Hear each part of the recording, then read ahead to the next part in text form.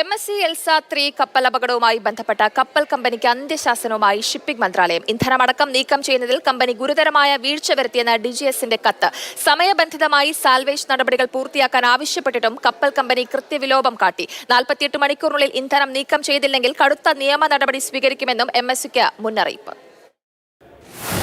വിഴിഞ്ഞത്ത് നിന്ന് കൊച്ചിയിലേക്ക് പോയ MSC Elsa 3 എന്ന ചരക്ക് കപ്പൽ അപകടത്തിൽപ്പെട്ടപ്പോൾ തന്നെ രക്ഷാദൗത്യത്തിന് കപ്പൽ കമ്പനിക്ക് ഷിപ്പിംഗ് മന്ത്രാലയം നിർദ്ദേശം നൽകിയിരുന്നു. തുടർന്നുള്ള ദിവസങ്ങളിൽ നിരന്തരം ഏകോപന യോഗങ്ങളും ആശയവിനിമയങ്ങളും നടത്തി.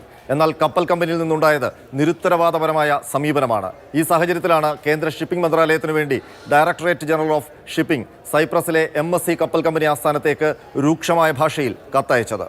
നിശ്ചയിക്കപ്പെട്ട സമയപരിധികളെല്ലാം ലംഘിച്ചുകൊണ്ടാണ് കപ്പൽ കമ്പനി രക്ഷാദൗത്യത്തിൽ വീഴ്ച വരുത്തിയതെന്ന് ഈ കത്തിൽ പറയുന്നു.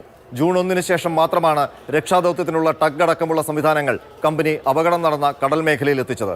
എന്നാൽ മുങ്ങിയ കപ്പലിലെ ഇന്ധനം നീക്കം ചെയ്യാനുള്ള മുങ്ങൽ വിദഗ്ധരുടെ ആഴക്കടൽ ഓപ്പറേഷൻ കാര്യക്ഷമമായി നടന്നില്ല.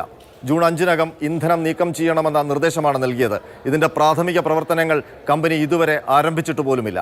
11 രാജ്യങ്ങളിൽ നിന്നുള്ള ആഴക്കടൽ മുങ്ങൽ വിദഗ്ധരെ ആവശ്യമുണ്ടെന്ന് കമ്പനി അറിയിച്ചു.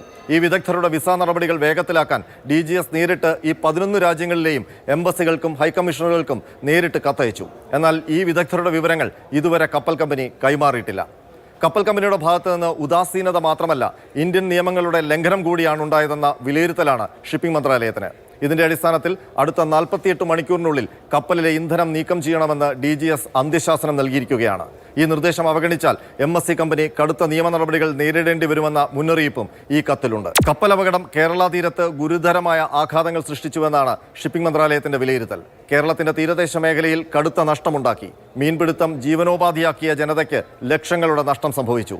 കടലിൽ പരന്ന എണ്ണയും ഒഴുകി നടക്കുന്ന കണ്ടെയ്നറുകളും മറ്റു മാലിന്യങ്ങളും തീരദേശ ജീവിതത്തെ താറുമാറാക്കിയെന്നും DGS അയച്ച കത്തിൽ പറയുന്നു. രക്ഷാപ്രവർത്തനം വൈകുന്നതിൽ കടുത്ത ആശങ്കയാണ് ഷിപ്പിംഗ് മന്ത്രാലയം പ്രകടിപ്പിക്കുന്നത്. വരും ദിവസങ്ങളിൽ മൺസൂൺ ശക്തി പ്രാപിക്കും. ഇത് കടലിലെ രക്ഷാദൗത്യത്തെ പ്രതികൂലമായി ബാധിക്കും. കടൽ പ്രക്ഷുബ്ധമായാൽ രക്ഷാദൗത്യം അപകടകരമാണ്. രക്ഷാദൗത്യത്തിന് അനുകൂലമായ കാലാവസ്ഥ ഉണ്ടായിരുന്നു, അത് മാറുകയാണ്. ഈ അവസരം നഷ്ടമാക്കിയത് ദൗത്യസംഘങ്ങളെ കൃത്യമായി വിന്യസിക്കുന്നതിൽ കമ്പനി വരുത്തിയ വീഴ്ചയാണെന്നും കത്തിൽ കുറ്റപ്പെടുത്തുന്നു.